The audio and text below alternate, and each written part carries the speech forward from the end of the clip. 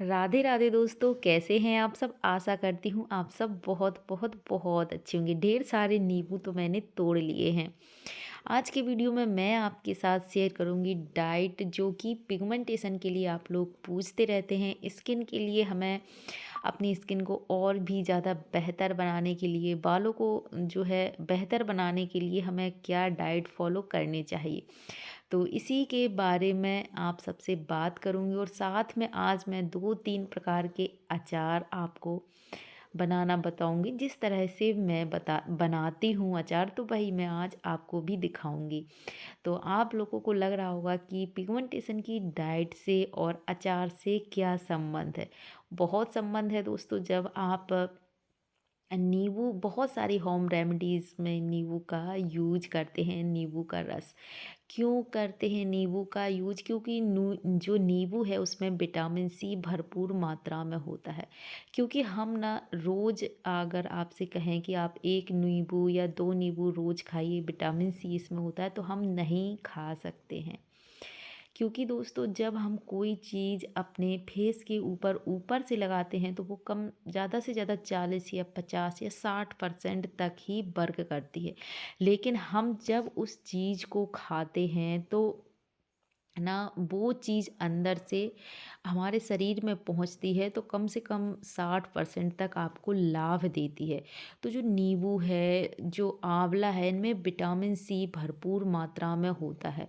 तो आप लोग इनका अचार, क्योंकि जो मौसमी सब्जी हैं, मौसमी फल हैं, इनका ज़्यादा से ज़्यादा सेवन करें। सबसे अच्छी डाइट मैं बता रही हूँ जो मैं फॉलो करती हूँ। मैं हमेशा ऐसी चीज़ें, बहुत महंगी डाइट के चक्कर में मत पड़ें कि बहुत ज़्यादा स्पेशल, आप प्रकृति से जुड़े रहें और उन चीज़ों को खाने की कोशिश करें। जैसे कि जो भी मौसमी फल हैं, आप अचार ढेर सारे घर में बनाएं। और यहाँ पे मैंने नींबू को धुल के सुखा लिया था, हल्की सी धूप दिखा दी थी जिससे उनका पानी है वो ख़त्म हो जाए। और इनको काट लिया है और बस मैं नमक और हल्दी मिला के इनको रख देती हूँ 8 दिन के लिए। नमक हल्दी हमने मिलाया है, काला नमक सफ़ेद नमक, तो मिक्स करके रख दिया है। और 8 दिन बाद मैं इसमें मसाला ऐड करूँगी।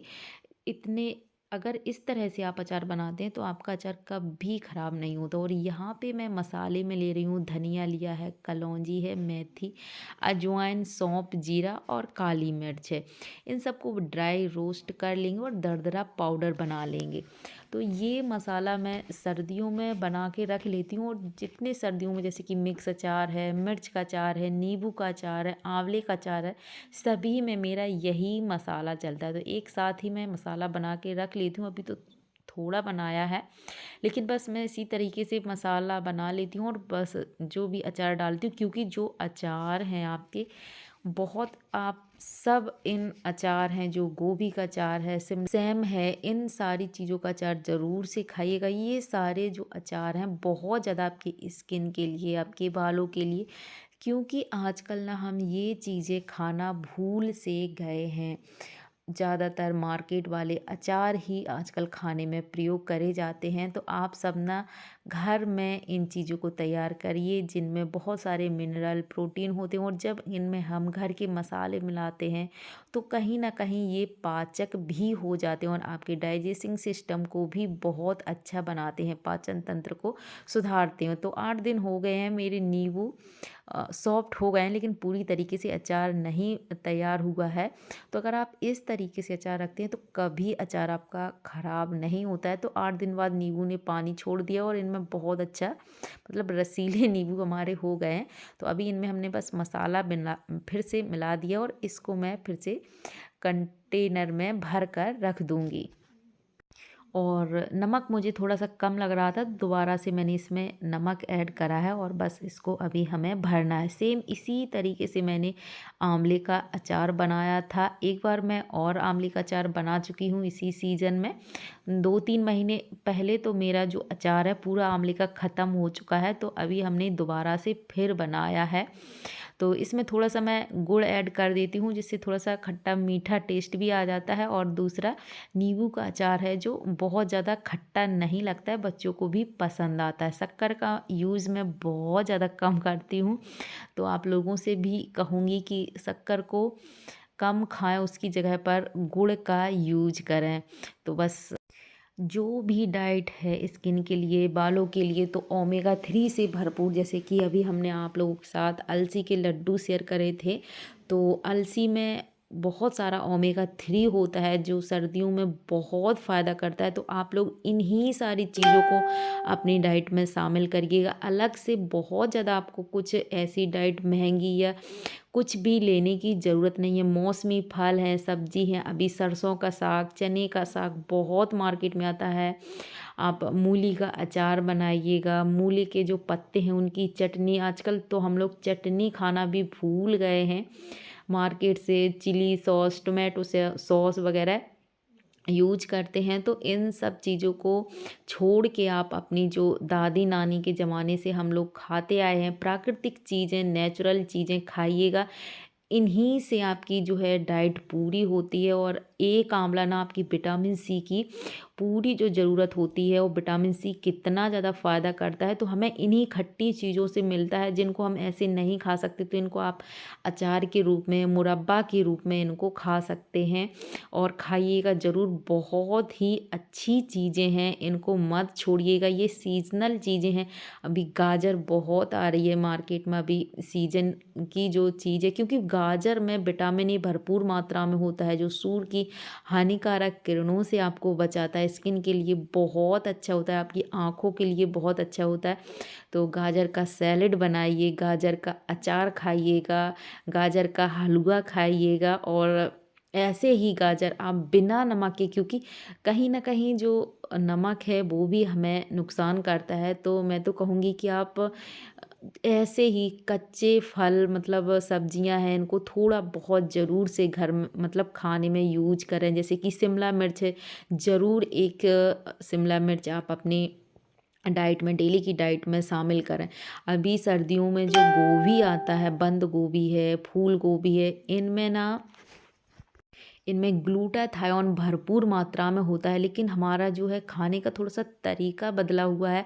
अभी हम सब्जियां भी बनाते हैं तो उनको बहुत पकाते हैं, फ्राई करते हैं। और यूट्यूब पर तो ना इतनी ज़्यादा रेसिपी हैं कि उनको देखकर दिमाग ख़राब हो जाता है। और सब्जी में जो भी मिनरल, विटामिन होते हैं वो सारे नष्ट हो जाते हैं। इनको इतना पकाया और इनको तला जाता है। तो मैं तो यही कहूँगी कि आप कम से कम सब्जियों को ज़्यादा तलें, भूनें ना। और यूट्यूब से देखकर कम ही रेसिपी ट्राई करें। अपनी जो हम जैसे तरीके से बनाते खाते आए हैं पुराने समय से, उसी तरीके से इनको खाइएगा, बनाइएगा।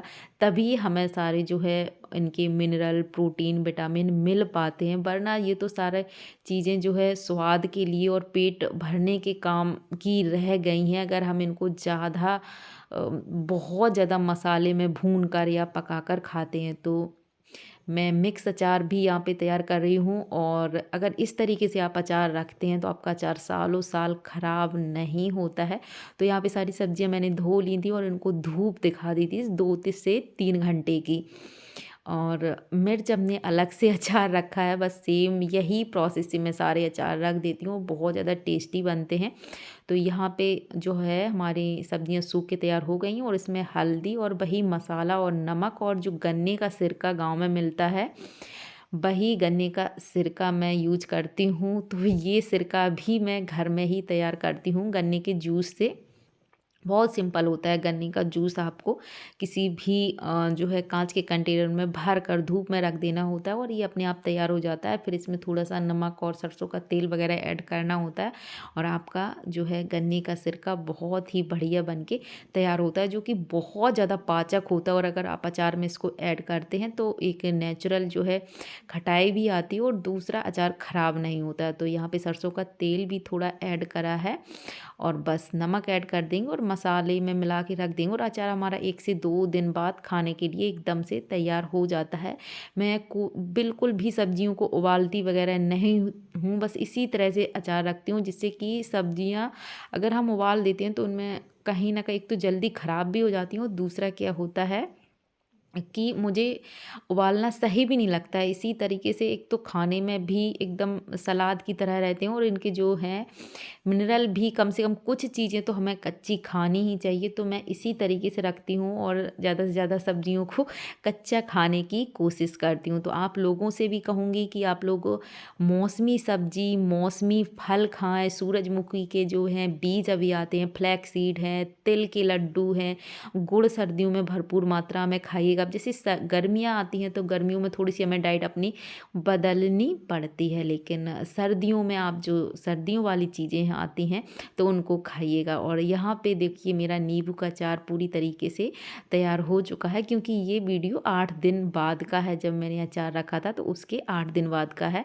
और कुछ नींबू मैं इसमें भी मिला दूँगी, जिससे कि बहुत अच्छा एकदम खट्टा खट्टा अचार तैयार होता है। तो और दोस्तों, अगर आप ग्लो अपने फेस पर चाहते हैं तो आप अपनी डाइट में ग्लूटाथायोन भी ऐड कर सकते हैं, जो नेचुरल मतलब ग्लो लाने का बहुत अच्छा सप्लीमेंट है। उसमें सारे सप्लीमेंट होते हैं, स्किन के लिए एक जादू की तरह काम करता है। और इसके ऊपर जल्दी ही मैं वीडियो भी ला रही हूँ ग्लूटाथायोन के बारे में। बहुत ज़्यादा फ़ायदेमंद एक मल्टीविटामिन कह सकते हैं, या स्किन के लिए आप इसको विटामिन बोल सकते हैं। बहुत ही बढ़िया रहता है, और नेचुरल जो चीज़ें हैं वो तो अब मैं आप लोगों के साथ शेयर करती ही रहती हूँ। तो आशा करती हूँ आज का वीडियो आप लोगों को पसंद आया होगा, और मेरे तरीके से अगर आप अचार बनाते हैं तो यकीन मानिए आपके अचार ख़राब कभी नहीं होंगे, और टेस्ट बहुत ही ज़बरदस्त आएगा। और साथ ही ना ये अचार खाने में बहुत ज़्यादा फ़ायदेमंद होते हैं। तो अपनी डाइट अपने पुराने दादी नानी के समय की ही रखिएगा, वही डाइट हमारे लिए हेल्दी है। खूब सारे गोंद के लड्डू खाइएगा, गोंद में ये चीज़ें बहुत ज़्यादा हेल्दी होती हैं। तो बस यही कहूँगी कि प्रकृति से जुड़े रहें और स्वस्थ रहें। मिलते हैं ऐसे ही दूसरे वीडियो में, तब तक के लिए हर हर महादेव। महादेव की कृपा आप सब पर सदा सर्वदा बनी रहे।